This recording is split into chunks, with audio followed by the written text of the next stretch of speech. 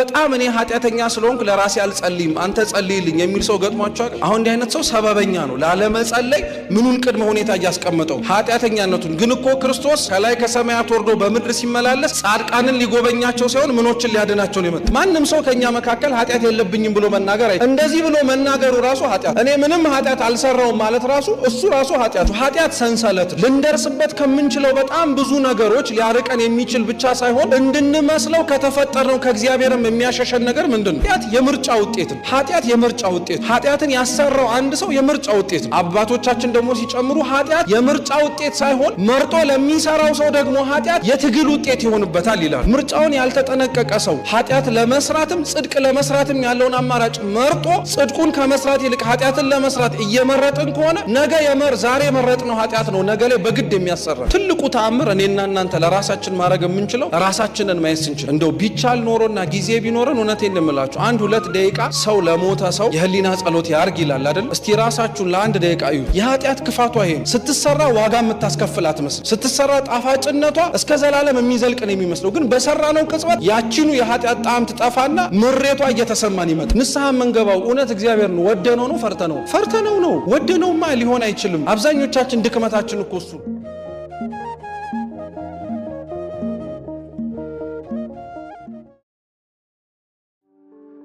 ንስሐ በቤተ ክርስቲያናችን ውስጥ ካሉ ምስጢራት መካከል አንዱ ነው። ንስሐ ምስጢር ብቻ ሳይሆን በእርግጥ የሰው ልጆችን ታሪክም ጭምር የለወጠ ትልቅ የሆነም እግዚአብሔር የሰጠን በረከትም ጭምር ነው። ጸሎትና ንስሐ በነገራችን ላይ የሰው ልጅን ታሪክ የለወጡ 2 ትላልቅ ምስጢራት ናቸው ይላሉ አባቶቻችን። ሰው የሚጸልየው ጸሎት መለወጥ የጀመረው እንግዲህ በእመቤታችን ነው ይባላል። እመቤታችን ቅድስት ንጽሕት ድንግል ማርያም አካላዊ ቃል ኢየሱስ ክርስቶስን ለመጽነስ ከቅዱስ ገብርኤል ጋር የተነጋገረችበት የመጀመሪያዋ ንግግሯ የሰው ልጅ ጸሎት የተለወጠበትና ድሮ ይወርዳል ይወለዳል እያለን የምናወራውን አምላካችንን ወረደ ተወለደ ብለን ለማውራት ምክንያት የሆነን የሷ ጸሎት ነው። ስለዚህ የእመቤታችን ጸሎትን የቀየረ ጸሎት ነው ይባላል። ንስሐ ጋር ስንመጣ ደግሞ ንስሐ ደግሞ የሰው ልጆችን በሙሉ ታሪክ የለወጠ ነገር ነው። የመጀመሪያው በደል በኋላም ላይ የምናነሳው ማለት ነው የሰው ልጆች ያጠፉት ጥፋት እንደ ጥፋትነቱ የምናስታውሰው ብቻ ሳይሆን ስለገቡት ንስሐ ደግሞ ወደ ኋላ ተመልሰን ደግሞ አምላካችን ያደረገላቸውን ምህረትም ጭምር የምናደንቅበት ነውና ንስሐ ምስጢር መባሉ ንስሐ ታሪክን ቀያሪ መሆኑን ለማየት ግን አስቀድመን ስለ ኃጢአት ማወቅና መረዳት በጣም ያስፈልገናል። ስለ ኃጢአት አንድ ሰው ሲነገርም ሆነ ሲማር አይምሮ ላይ ቶሎ የሚመጣው ነገር የኃጢአት ምንነት ሳይሆን ሁሉም ሰው ኃጢአት እንደሚሰራ ነው። ለዛ ነው ብዙ ሰው ስለ ኃጢአት ሲሰማ ስለ ኃጢአትም ሲነገርም ሲያውቅ ምን እኔ ብቻ እኮ አይደለሁም ሁሉም ምን ያረጋል እንላለን፣ ይበድላል፣ ያጠፋል፣ እግዚአብሔርን ያሳዝነዋል እንላለን። እና ስለ ኃጢአት ቢያንስ ብዙ ዕውቀት ባይኖረን አንድ የሚያስማማን ዕውቀት ምንድነው? ሁላችንም ምን እንደምንሰራ ኃጢአት እንደምንሰራ እናውቃለን እናምናለንም ጭምር። ሌላው ደግሞ ስለ ኃጢአት የምናስበው ሐሳብ ላይ አብዛኞቻችን የሚስማማን ምንድነው? ትንሽም ሆነ ትልቅም ሆነ በማሰብም ይሁን በመናገር በድርጊት ኃጢአት መስራታችን ነው። ንስሐ የሚገባበት መንገድ በነገራችን ላይ ክርስቲያኖች ኃጢአት በመንሰራበት መንገድ ነው። ኃጢአት ሰው የሚሰራው በሐሳቡ በንግግሩና በድርጊቱ አይደለም። ንስሐም ሰው የሚገባው በሐሳቡ በንግግሩም በድርጊቱም ጭምር ነው። ንስሐ ለአብዛኞቻችን ግን የመጨረሻው ድርጊት ብቻ ነው ትዝ የሚልን፣ ማለትም ከንስሐ አባት ፊት ቆመን የምንፈጽመው ኑዛዜን ማለት ነው። ግን ያ የመጨረሻው ድርጊት ላይ ከመድረሳችን በፊት አብሮ ግን ማሰብም አለ። የበደልነውን እግዚአብሔርንም በድየዋለሁ ብሎ መናገር አለ። ያሰብነውን የበደልነውን እግዚአብሔር በድለናል ብለን የተናገርነውን እግዚአብሔር ደግሞ በፍጻሜ ከካህናት ፊት ቆመን ምን እናረጋለን ማለት ነው? ምን እናረጋለን? እንናዘዛለን ማለት ነው። ኃጢአት መጀመሪያ የሚሰራው ክርስቲያኖች የሌለንን ነገር ከመፈለግ ሳይሆን ያለንን ነገር እጃችን ላይ ዕውቀት ካለመስጠት ነው። ሰይጣን የፈለገውን አምላክነት ሽቶ ወዶ ስጠኝ ብሎ ከእግዚአብሔር ጋር ከመገዳደሩ በፊት ያለውን በእጁ የሰጠውን የመላእክነትን ጸጋ ማየትና መመልከት ይችል ነበር። ግን እሱን አልፈለገም፣ እሱን አልወደደም። ስለዚህ በደለ፣ አጠፋ። ከሱ ቀጥሎ ሁለተኛው በደል የሚባለው ግን በሰው ልጆች ዘንድ ደግሞ የመጀመሪያው በደል ተብሎ የሚጠራው ደግሞ የአዳም ስህተት ነው። የአዳምም ስህተት ከምን የመነጨ ነው ቢባል እግዚአብሔርን ካለማመን ነው። ብዙ ጊዜ ላይ መቼም ስለ አዳምና ስለ ሔዋን እንዲሁም ስለ እባቡ ታሪክ ተምራችኋል። አዳምን ያሳተው ምንድነው ሲባልም የምንሰጠው መልስ ምንቷን እባቧ ናት ያሳተችው እንላለን። የምስራቅ ኦርቶዶክስ ቤተክርስቲያን ሊቃውንት ግን አዳምን ያሳሳተው እግዚአብሔርን የሚፈልገውን ነገር ማለትም ደግሞ እሱን መሆን መፈለጉ ሳይሆን አምላክን አለማመኑ ነው ይላል። የኃጢአትን ምንጩም በነገራችን ላይ ይሄ ነው። እግዚአብሔር ያቺን ሰይጣን ብትበላት ዕውቀትን ትገልጥልሃለች እንደ አምላክ እንድትሆን ልታደርግ ትችላለች ያለውን ዕፀ በለስ እግዚአብሔር ደግሞ ምንድነው ያለው? ይህችን በለስ በበላሃት ጊዜ ላይ ሞትን ምን ታረጋለህ አለው? ትሞታለህ አለው። አዳም የሰይጣንን ምክር ሰምቶ ዕፀ በለሷን ቀጥፎ የበላበት ያቺ ቀን ከእግዚአብሔር ይልቅ ማንን ማመን የጀመረበት ቀን። ስለዚህ ሰው ኃጢአትን የሚሰራው በዚህ መንገድ ነው ማለት ነው። ከእግዚአብሔር ይልቅ ማንን ማመን ሲጀምር ማለት ነው፣ ሰይጣንን ማመን ሲጀምር። ይሄ በጣም ጥንቃቄ ያስፈልጋል። ስለ ኃጢአት የምንማራቸውም ሆነ የምንሰማቸው ነገሮች ክርስቲያኖች ቅጥነተ ህሊና ወይም በደንብ አድርጎ ማስተዋል ያስፈልጋል። ራስን ኃጢአተኛ ነኝ ብሎ ከእግዚአብሔር ፊት መናገር የሚያስመሰግን ነገር ነው። ራስን ኃጢአተኛ ነኝ ብሎ መናገር ከእግዚአብሔር ፊት ያስመስግን እንጂ ጻድቅ አለመሆን ደግሞ እንደሚያስኮንን አትርሱት። ብዙ ሰው ራሱን ኃጢአተኛ ማለቱና ራሱን በደለኛ ነኝ ማለቱ የሚያጸድቀው ይመስለዋል። ለዛ ነው አባ ቢሾይ ካሜል የሚባሉ ጻድቅ ምን ይላሉ መሰላችሁ? ሰውን ከእግዚአብሔር ፊት የሚያስመሰግነው ያልሰራው ኃጢአት ሳይሆን የሚሰራው ጽድቅ ነው ይላሉ። እየሰማችሁ ነው? ራሳችንን በጣም ኃጢአተኛ ነኝ ብለን ስለወቀስ ነው ስለተናገር ነው የምንጸድቅ እንዳይመስላችሁ። ራሱን አንድ ሰው ኃጢአት በሽታ ነውና በሽተኛ ነኝ ብሎ ተደጋጋሚ ቢናገረው መድኃኒት ሊሆነው ይችላል? ይችላል? አይችልም በፍጹም። ራሱን በሽተኛ ነኝ ብሎና ህመሙን የሚያውቀው ሰው ወደደም ጠላም ለመፈወስ ምን ያስፈልገዋል? መድኃኒት ያስፈልገዋል። ቤተክርስቲያን ለአንዳንዶቻችን ልክ ቅዱስ ዮሐንስ አፈወርቅ እንዳለው ሐኪም ቤት ናትና ፍርድ ቤት አይደለችምና መተን ቤተክርስቲያን ውስጥ መባል የምንፈልገው የሆናቸውንና አሁን የጎደለብን ብዙ ነገሮች ሳይሆን ያልሆናቸውን ነገሮች መባልን የምንወድ ሰዎች አሉ። ምን ማለት መሰላችሁ? አሁን ውጪ ላይ አንድ ሰው ኃጢአተኛ ነህ፣ በደለኛ ነህ፣ ክፉ ነህ ተብሎ ቢገፋ በተለያየ መንገድ ምንም አይገርመው። ምክንያቱም ዓለሙ ምንድነውና ክፉ ነውና ብሎ ይረዳዋል። አይረዳውም? ቤተክርስቲያን ውስጥ ግን መተን ሌላው ሰው አንተ ኃጢአተኛ ነህ፣ ክፉ ነህ፣ ነውረኛ፣ ዘማዊ ነህና ልትጠጋ ይገባም ቢለው ምንድነው የሚሰማው? ዓለሙ የገፋኝ ሳያንስ እንዴት ቤተክርስቲያን እንዴት እግዚአብሔር ይገፋኛል ይላል አይል? ይላል። ግን ይህንኑ አይነት ስሜት ወይንም ደግሞ ስለ ኃጢአተኛነታችን ዓለም እንደገፋችን ቤተክርስቲያንም ደግሞም ጭምር ከተለያዩ ነገሮች ኃጢአተኛ ናችሁና ለተወሰነ ጊዜ መከልከል አለባችሁ ስትለን ጠልታን እንዳልሆነ ግን ማወቅ አለብን። ልዩነቱ እሱ ላይ ነው። ቤተክርስቲያን ልጆቿን እንደ ሐኪም ቤትነቷ በሽተኞች ናቸውና በሽታ አለባችሁ ተብሎ ሲነገራቸው ልጆቿ እየሰሙ ሐኪሙ ወይም ደግሞ ሐኪሟ ቤተክርስቲያን የምትላቸውን ነገር ለማድረግ መዘጋጀት ያለባቸው እንጂ ዓለም እንደሚዳኘን እንዴት ቤተክርስቲያን ሐኪም ቤቷም የሆነውን ነገር ፍርጥርጥ አድርጋ ትነግረናለች ብሎ መነወር የለባቸው። ማንም ሰው ከኛ መካከል ኃጢአት የለብኝም ብሎ መናገር አይችልም። እንደዚህ ብሎ መናገሩ ራሱ ኃጢአት ነው። እየሰማችሁ እኔ ምንም ኃጢአት አልሰራውም ማለት ራሱ እሱ ራሱ ኃጢአት ነው። ምሳሌ የማቴዎስ ወንጌል ምዕራፍ 19 ከቁጥር 16 ጀምሮ አንድ ባለጸጋ ወደ ጌታችን ኢየሱስ ክርስቶስ ቀረበና እንዲህ አለው፣ መምህር ሆይ የዘላለም ሕይወትን እንድወርስ ምን ላድርግ አለው። ክርስቶስም እንዲህ አለው፣ ለምን ቸር መምህር ትለኛለህ? አንዱ ቸር መምህር እግዚአብሔር ብቻ ነው አለ። ቀጠለና ግን ክርስቶስ የለመነው ልመና መልካም ስለሆነ ትእዛዛቱን ጠብቅ አለ። ያ ባለጸጋ የትኞቹን አለ? ክርስቶስ እንዲህ አለው፣ አትግደል፣ አታመንዝር፣ አትስረቅ፣ በሐሰት አትመስክር፣ የባልንጀራህን ቤት አትመኝ፣ እንዲሁም ደግሞ ባልንጀራን እንደራስ አድርገህ ውደድ አሉ። ይሄ ባለጸጋ ለክርስቶስ እንዲህ ብሎ መለሰለት፣ እኚህን ትእዛዛት ከልጅነት ጀምሮ ፈጽሜያቸዋለሁ አለ። ስለዚህ ይሄ ሰው ራሱን ከእግዚአብሔር ፊት ጻድቅ ነኝ ብሏል አላል? ብሏል ማለት ነው። ትእዛዛቱን ጠብቅ ሲለው ምንም የጎደለኝ የለም ሁሉም ፈጽሜያለሁ አለ። ክርስቶስ ታዲያ ምን አለው? ይሄንን ሁሉን ትእዛዝ ስለጠበቀ አላመሰገነው። ምን አለው? ፍጹም ልትሆን ብትፈልግ ያለን ሁሉ ሽጠህ ምን አድርገኛል? ተከተለኝ አለው። ለዛ ነው አንድ ሰው ከሌላው ሰው ፊት ቆሞም ሆነ ከእግዚአብሔር ፊት ቆሞ እኔ ኃጢአት የለብኝም ማለት አይችልም። ምክንያቱም ኃጢአት ባይኖርበት የቀረው ጽድቅ ስለሚኖር ማለት ነው። ብዙ ሰው ፈራጅ ሆኖ በኃጢአተኛነቱ ስለቀረ መፍረድን ንስሐ የሚገባበት ኃጢአት ነው ብሎ ያስበው። እየሰማችሁ ነው?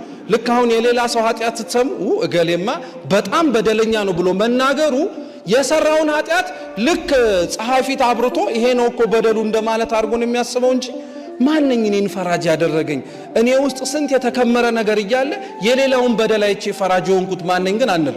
ለዛ ነው ከመፍረድ እግዚአብሔር ይሰውረን። እንግዲህ ኃጢአተኛነትን ማመን እኔ በደለኛ ነኝ ብሎ መቀበል ከብዙ አሁን ከማነሳላችሁ ነገሮች ጋር ዓለም የማይሄድ ስለሚመስላት ቅድም እንዳልኳችሁ ስለ ኃጢአት ማስተማርም ሆነ ኃጢአተኛ ነኝ ብሎ ማመንን ኔጌቲቭ እና ጃጅመንታልን ነው ብሎ ነው የሚያስበው፣ ወይም አሉታዊ ነው ለራስ ጥሩ የሆነ ስሜትን ከመገንባት ይልቅ የሚያፈርስ ነገር ነው ብሎ ነው የሚያስበው። ስለዚህ ዓለም ኃጢአተኛነትን ራስን ከመገንባት ጋር አብራ ሄድም ትላለች። ወይም ደግሞ አንድ በእንግሊዘኛው ጥሩ ገላጭ ከሆነ ልግለጥላችሁ ሰልፍ ኢምፓወርመንት ማለት ነው። ኃጢአተኛነትህን ማመንህ አንተ ራስህን ልታደርሰው ከምትችለው ነገር ጋር የሚያደርስህ አይደለም፣ ወደ ኋላ የሚስብህ ነው እንጂ ብላ ነው ዓለም የምታስበው። ግን እውነት ለመናገር ኃጢአተኛነትን ማመን እንዲያውም ለአንድ ሰው ወይም ለአንድ ክርስቲያን ነፃ ነው የሚያወጣው። እየሰማችሁ ነው? ራሱን አንድ ሰው እኔ ኃጢአተኛ ነኝ ብሎ የሚያምን ከሆነ ነፃ ያወጣ ነው። ኃጢአት ሰንሰለት ነው። ልንደርስበት ከምንችለው በጣም ብዙ ነገሮች ሊያርቀን የሚችል ብቻ ሳይሆን እንድንመስለው ከተፈጠርነው ከእግዚአብሔርም የሚያሸሸን ነገር ምንድነው? ኃጢአት ነው። አንድ ሰው ራሱን እኔ ኃጢአተኛ ነኝ ብሎ ማመን የጀመረ ጊዜ ላይ በዓለሙ ራሱን እያደከመ ሊደርስበት ከሚችለው ነገር ወደ ኋላ እየተሳበ ነው እና ኃጢአተኛ ራሱን ማለት የለበትም ብላ ስታስተምር፣ ቤተክርስቲያን ግን እንደ ራሱን እንደውም አቅሙን መገንባት የሚፈልግ ከሆነ ኃጢአተኛ ነኝ ብሎ ነው መናገር ያለበት፣ በደለኛ ነኝ ነው ማለት ያለበት። እንደ ሰንሰለት ይዘውት ከእግዚአብሔር ጋር ላያቀርቡት ከቻሉት ነገሮች በሙሉ ሊያላቀቀው የሚችለው ብቸኛው ነገር ኃጢአተኛነቱን ማመን ነው። ልክ አንድ ሰው ወደ ሆስፒታል ለመግባት የሚፈልግ ከሆነ መጀመሪያ ምንነቱን ማመን አለበት። በሽተኛ ነኝ ብሎ ማመን አለበት። ወደ ሐኪሙም ቀርቦ ደግሞ ለምንድን የመጣው ሲባል ምን ብሎ መመለስ አለበት? ታምሜ ማለት አለበት። ታምሜ ያለ ጊዜ ላይ ህመሙን እንደተናገረበት ቅጽበት መድኃኒቱን ሊያገኝበት የሚችልበትን መንገድ ይጀምራል አይጀምር? ይጀምራል። ስለዚህ ራሱን እየገነባ ነው ማለት ነው። ራሱን ከችግሩ እያላቀቀ ነው ማለት ነው። ኃጢአት የምርጫ ውጤት ነው። ኃጢአት የምርጫ ውጤት ነው። ኃጢአትን ያሰራው አንድ ሰው የምርጫ ውጤት ነው።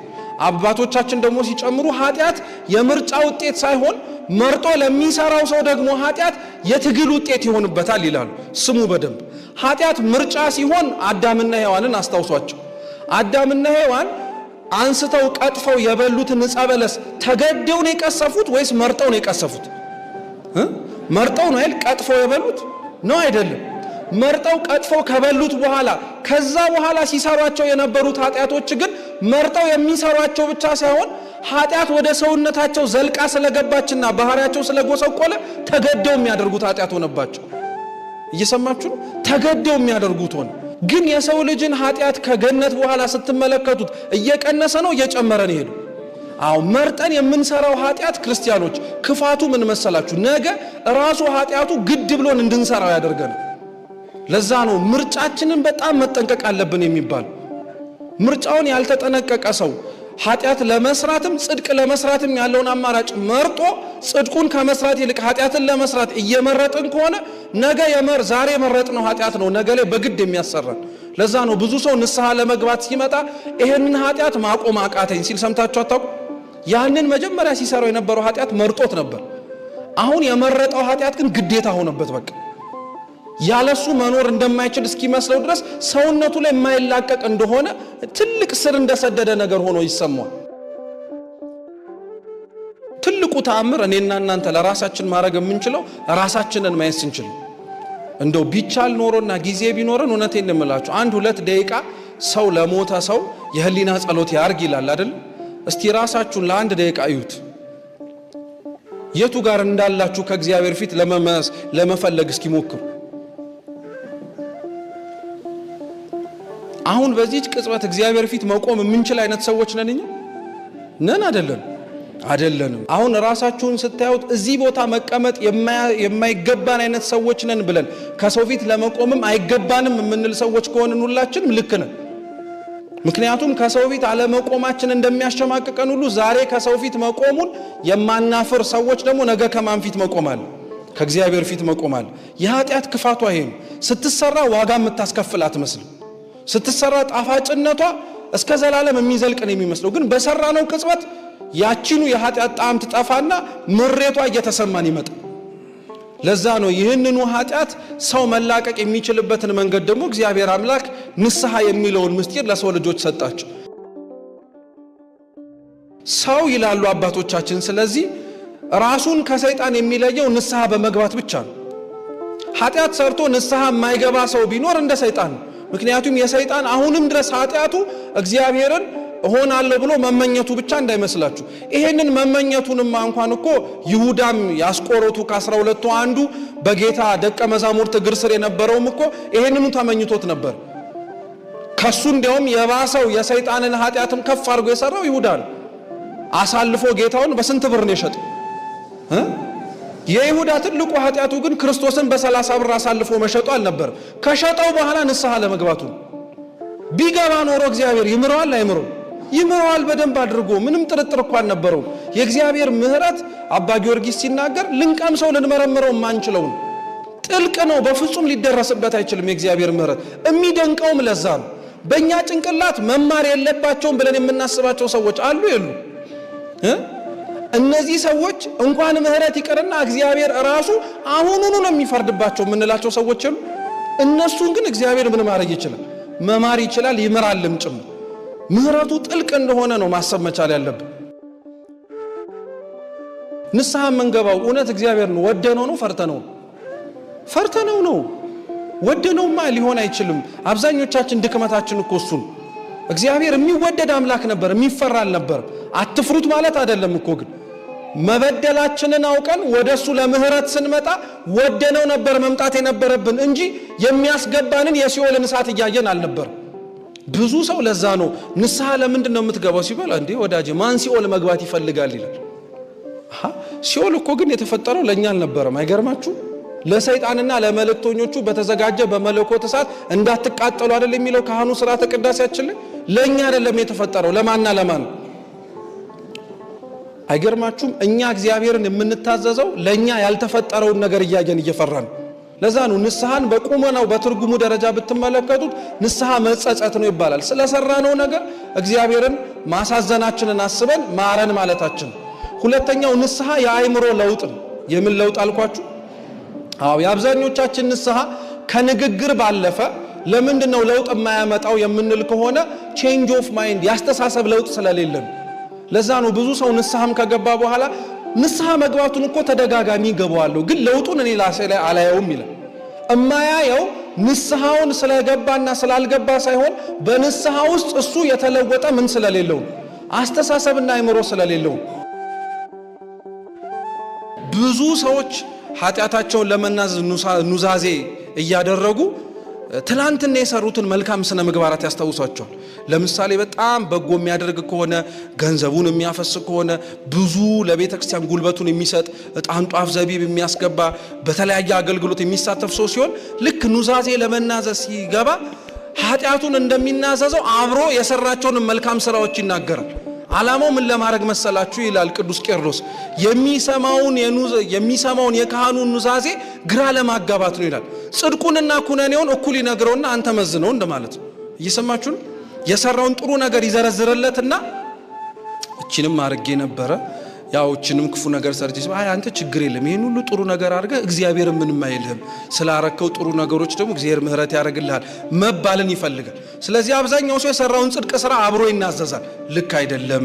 እየሰማችሁ ነው? ቅዱስ ዳዊት ምን አለ መሰላችሁ መዝሙር 50 ላይ ሲናገር እጠበኝ ከበረዶም ይልቅ ነጭ ሆናለሁ አለ። እስኪ እጠበኝ በሉ። ከበረዶም ይልቅ ነጭ ሆናለሁ። የበረዶ ንጣት ታስታውሱታላችሁ? ያው በጋ ላይም ብዶን በረዶ ነጭ ነው አይደል? እግዚአብሔር ከኃጢአት ሲያጥብ ከበረዶ ይልቅ ያነጣል ማለት ነው። ፍትግ አድርጎ ነው የሚያነጻው ማለት ነው። እግዚአብሔር ፍትግ ተደርጎ መነጻት የሚፈልግ ሰው ካለ ግን እጠበኝ ብሎ እርሱ ራሱ እግዚአብሔርን እንደበደለ አምኖ መምጣት አለበት። ይህንን የተመለሰ የኃጢአተኛነታችንን የሚያምን ልብ ወደ እግዚአብሔርም ቀርቦ ንስሐን ደግሞ የሚማጸንም አይምሮ አምላካችን ልዑል እግዚአብሔር ይስጠን። ያስተማረን የመከረን አምላካችን ስሙ የተመሰገነ ይሁን። በተማርነውም ፍሬ እንድናፈራ አምላካችን ልዑል እግዚአብሔር ይርዳን። ወስብሐት ለእግዚአብሔር።